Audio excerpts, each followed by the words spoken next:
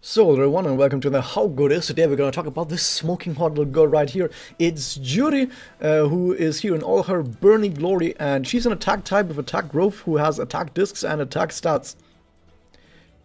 So she likes attacking, she's a fire type of course, because in case you couldn't tell that she's a fire type. She's like fire, she's got a flamethrower. She's red too, so, if she was green maybe she could have been a forest type, but she's red, so she's indeed a fire type.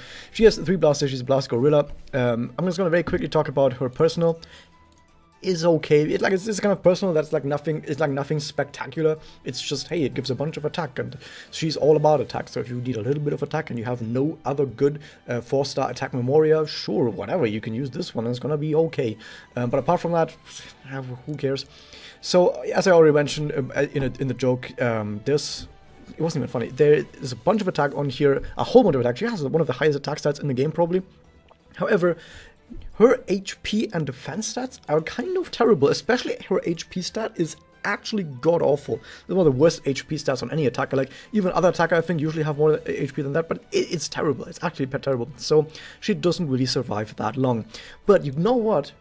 Does that even matter? Because you don't need to survive if all the opponents are just dead. Like, if there's just charred corpses, well done, on the ground, they can't fight back, right? So if she can just kill everything really fast, then it doesn't really matter that she's really squishy. But we'll get to all of that later. First off, though, let's talk about all of her other stuff in her kit. She has a connect, which looks a little bit weird. So I know there's a bunch of other blast connects out there on low rarity characters that have blast damage up, as well as an attack up.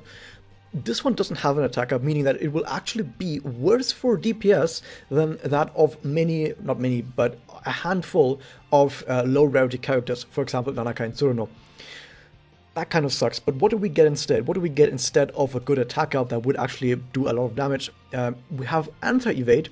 Most cases doesn't matter, but I guess can be fine. Sometimes, if you get a quest where there's like with one pesky vampire Kanagi in there, then you get this, or just regular Kanagi, or maybe sometimes even like Hikaru, for example. There's some characters on 100 Evils quests usually like to evade, Yukika as well sometimes, and having an anti-evade can be fine for those.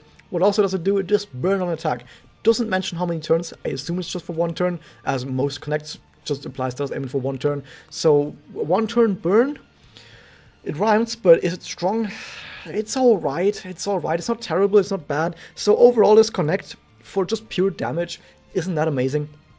But it does have a bit of variety to it. It does have some niches that it can fill, and for that it's actually quite alright.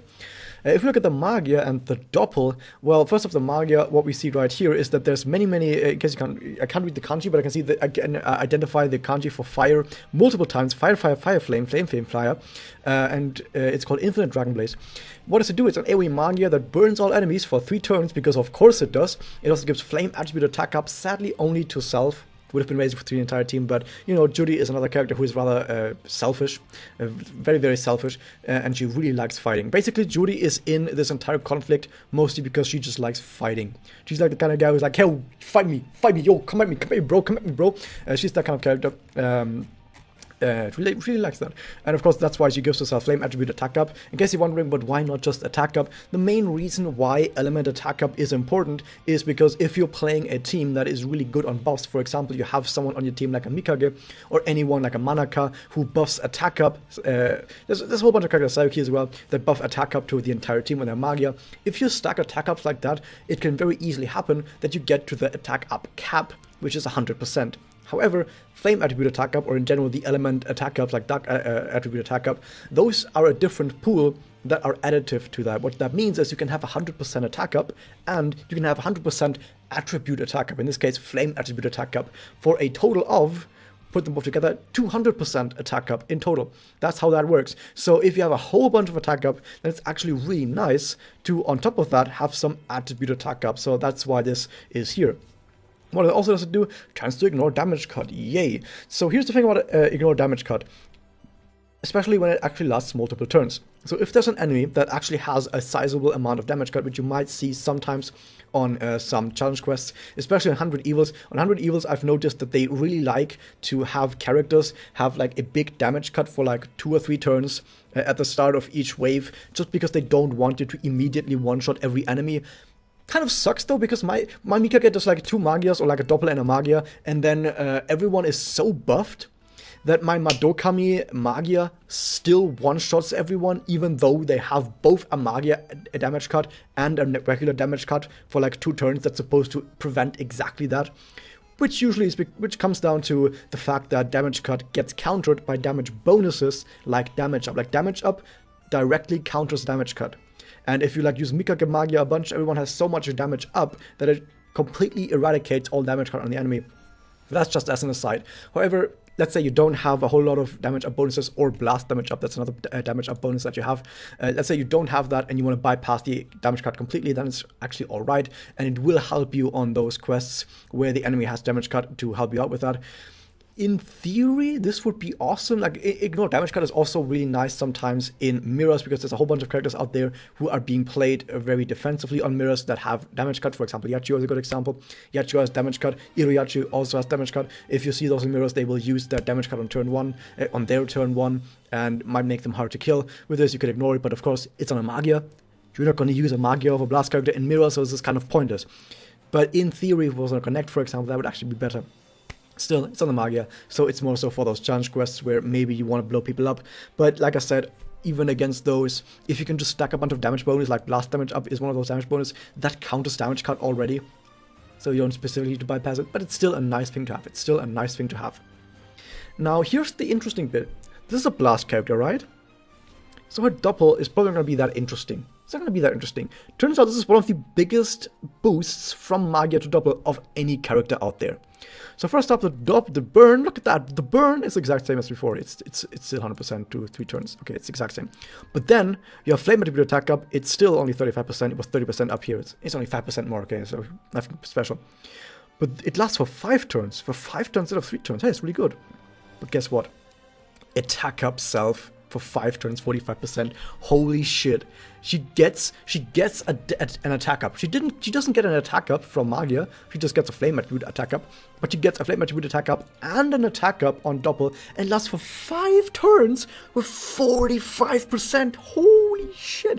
That's, oh my god, that's actually absurd how strong this right here is. This right here is absolutely absurd on an attacker. Like, you see this right here? You see how much base attack you have there? If you increase that with percentage, like 45%, you know how much fucking more damage that is? That is actually absurd, just how much more damage that is. And the damage cut gets doubled, in effect, more than doubled in effectiveness. So it goes from 40 to 80% for 5 turns or 3 turns, which makes it even better. So, hey, this doppel is absolutely absurd. Even if you have no use for the damage cut, you get so much attack up from this and attribute up for 5 whole turns. This right here is 80% attack up. 80% attack up for 5 turns just from the doppel. That is actually kind of fucking absurd, just how goddamn strong this is. And you're burning all enemies for 3 turns. And if you're using this against forest types, burn is a level 2 status ailment, you're doing increased damage to weak elements. So against forest types, once they're burning, they take increased damage from you with all your attack up. This will absolutely slay any forest types. Like, either they die directly from this, which they could because she has a lot of attack, or if they survive, because of all of her attacks up and because they're going to be burning, they're just going to get slain for millions of damage on each blast hit. It's absolutely absurd. If there is, and I assume there actually will be, a forest type Kimochi rather soon, maybe in the next few months, like 3 or so months, I assume there's going to be a forest type Kimochi, because we have seen a bunch of strong fire characters just very recently. It's very possible that this will be the #1 damage dealer on that Kimochi, because this is absolutely fucking absurd. Together with Felicia Tsuruno, of course. Now, if we move on to Spirit Enhancement, before we go actually into the Spirit Enhancement, we need to ask ourselves, though, the doppel is fucking crazy, but we need to actually get to the doppel. We need MP. Where do we get MP from? And some people might think to yourself, oh yeah, she has blast MP up, that means that you're going to get to be able to doppel. But I'm going to be a big downer today, because I'm going to argue that she doesn't get to doppel very easily, and because of that might actually not be the top damage dealer for the Forest Kimochi. Okay, why am I going to be the downer? Let's check it out. So first up, we have attack by critical health. It's actually really good. I really like more special bonuses that are a little bit more interesting, other than just like, you get this percentage excel up on a blast gorilla. Who cares about that? Who actually cares about that? But hey, 10%, 30% attack by critical health, that's cool. We have 50% chance to crit because, of course, she's an attacker, and 35% chance to enter-evade because she's an attacker. However, she also gets a chance to burn an attack for 2 turns. The 2 turns is important because the main problem with status ailment on attack is that they're random. You can't plan for getting a status ailment on a hit like that, but if it happens in this case where it's 2 turns, it can happen on 1 turn randomly, and then for the next turn you know the enemy is burning, so then you can actually plan ahead and think, what do I need to do now that the enemy is burning? So having something last for 2 turns or even 3 turns is way better on an edge like this. If it's just for 1 turn, like these inflict a status ailment for just 1 turn, those usually aren't that great. Now we get to the important part. We have the charge attack, which are very important. Now we have the blast MP gain up, 5 MP in total. Once again, what does that mean? I bring this up every single time I go over a blast MP character, but it's very important. This means that when a blast disc hits an enemy, it generates 5 MP, but it generates this for every single enemy tile that it hits. So, for example, you attack 2 enemies with a blast disc. So you hit 2 enemies with 1 blast disc, that's 5 MP for both of those enemies, that's 10 MP total. Let's say, for example, you attack a big boss that takes up all of the tiles, and you hit that with a blast disc, all 3 of those tiles get hit by the blast discs, that's 15 MP. Every single tile gives you 5 MP per hit that you do, which means if we do the maths, if you do 3 blast discs from this character, every single blast disc hits 3 tiles, either 3 enemies or like 3 tiles of a big boss or whatever, then this will give you a maximum of 45 MP on a turn, which sounds amazing. However, it's time to be the downer. First off, blast MP gain is not influenced by MP gain up. You see this MP gain up over 100 MP? That does not actually count. And I'm gonna say something else. I tested this with Final Tart. So on Final Tart, I tested giving her a whole ton of MP up. She still didn't get any more MP. I also put her in a boss fight where she was hit with like a 15, I think it was like a 50% or more MP gain down, and she still got the 45 MP on hitting that boss. So even though she had like a ridiculous amount of MP down, she still got the MP, and giving her a bunch of MP up still made her only get 45 MP. And it's possible that this was just a bug because Final Tile was the first one to have this mechanic, so it's possible there was a bug that has since been fixed. But at least as far as I know, that this is still the way it works, and Blast MP is not influenced by MP gain up, so you cannot increase this.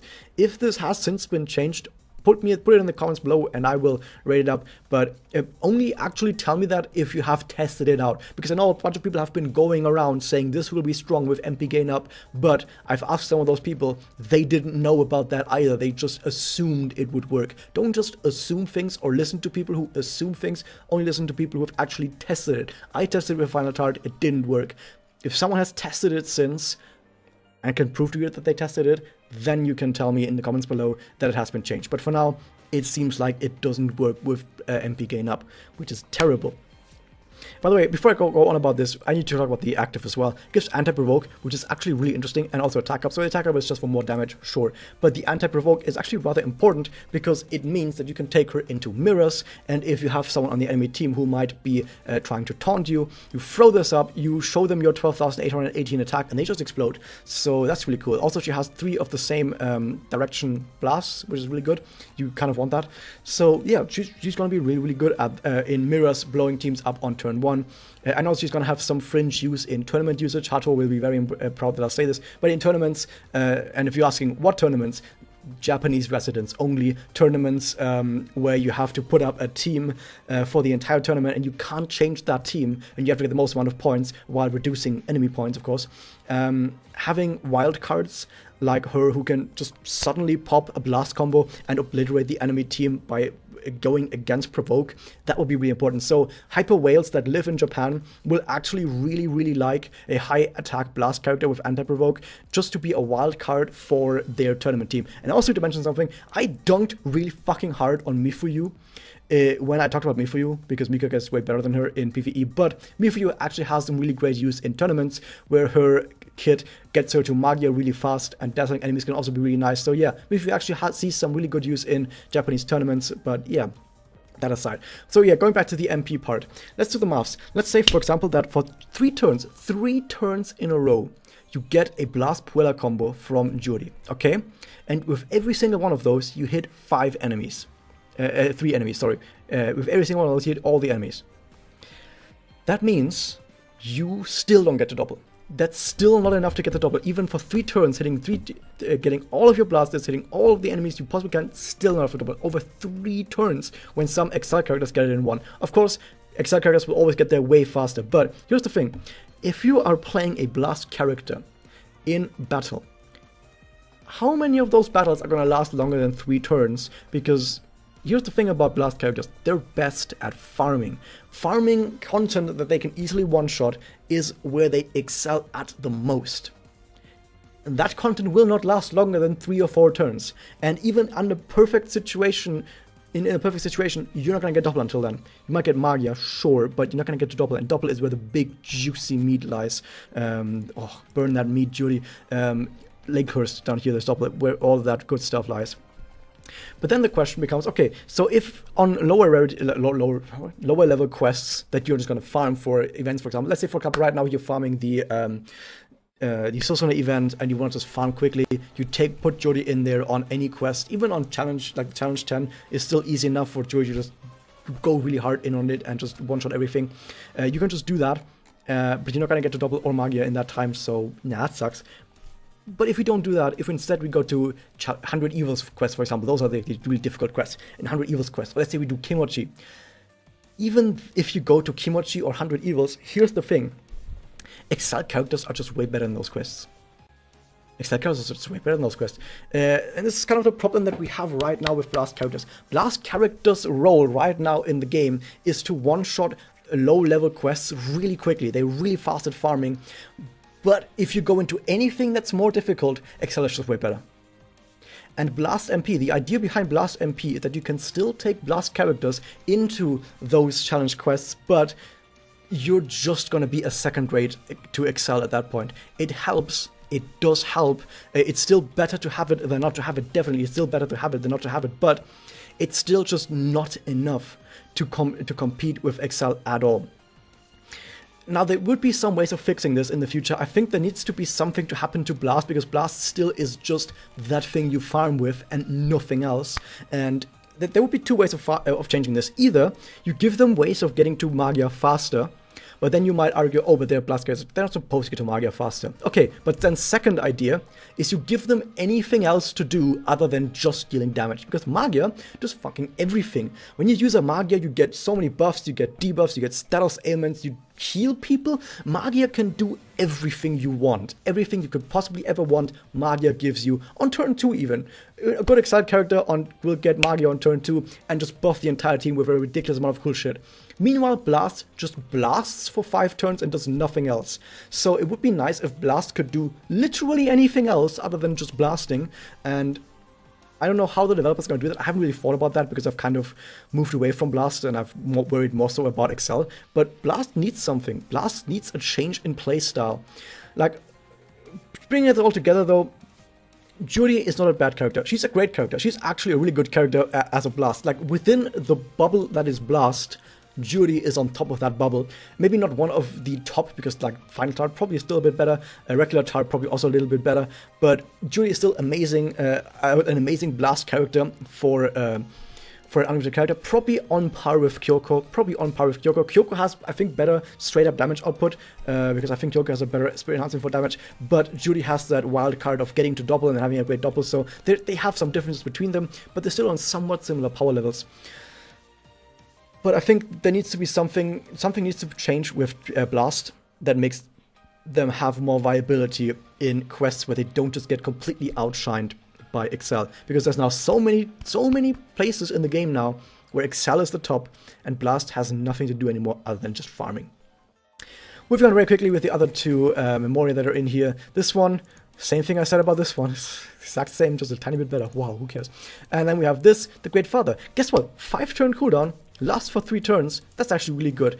If you have a Blast character and you want to actually like actively play, like you're not just farming and you want to actually actively play, this is a good Memoria because it lasts for 3 turns, cooldown 5 turns. It's only a 2-turn downtime. You have this active for most of your turns. Awesome. That said, there are still probably better Memoria out there that are 4-star for just single turn burst, which is usually more important, but still decent Memoria. That was that. I hope you guys know the hit that subscribe button, ring the bell, and I'll see you guys next time.